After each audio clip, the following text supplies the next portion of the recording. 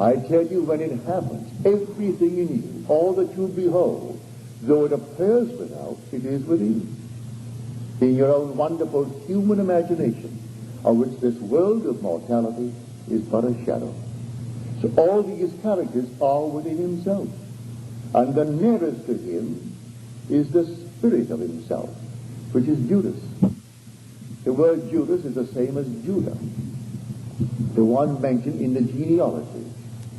So when it comes to, and speaking of the genealogy, and Jacob was the father of Judah and his brothers. It didn't mention the first three brothers. If they could have mentioned the first three, it jumps over the three and goes to the fourth one. Judah. Judah means the hand, but it's the hand of God, the power of God. It's the creative power of God, the directive power of God that can fulfill his purpose. And his purpose is to give himself to man. The story of Jesus is the biography of God. That's God. Now when that unfolds itself in man, God has succeeded in giving himself to man. That man then tells it. So today here we single out an individual as though this thing happened on earth. It didn't happen on earth. This is God's plan. It's all written in Scripture. When it happens in you, you read Scripture to find the parallel. But the whole thing is taking place in a supernatural world, all within you. He speaks to man through the medium of dreams, but he reveals himself in vision. It is God unveiling himself. So one who comes into my world, and no one comes unless the Father within me calls him, he has a vision. He hesitated for quite a while to tell me because of the tradition concerning Judas.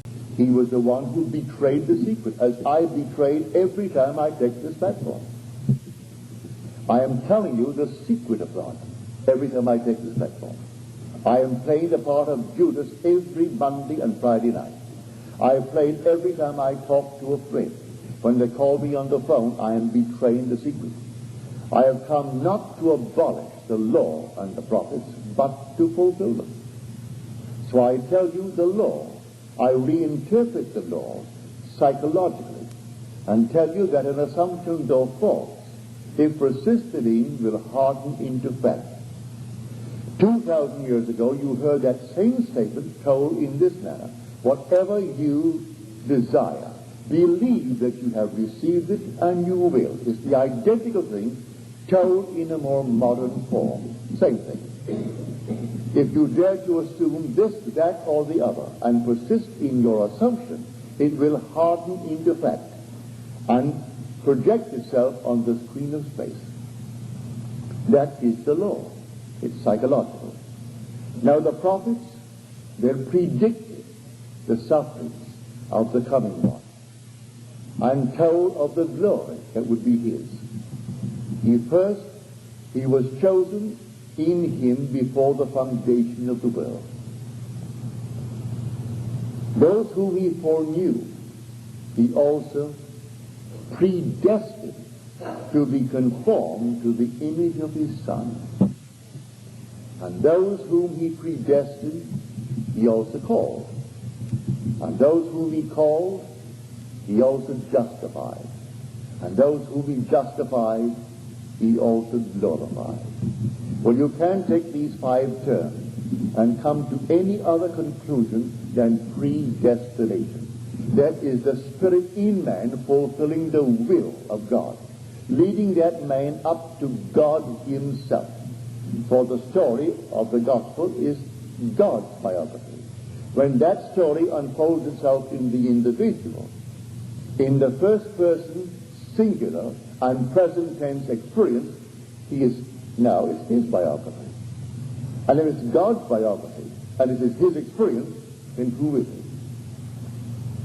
he? He is that power. When that power comes upon him, he is power. And who is the power of God? Jesus Christ. Christ, the power of God and the wisdom of God. When someone now puts his or her hand to the plow and turning back, he unfits himself for the kingdom of heaven.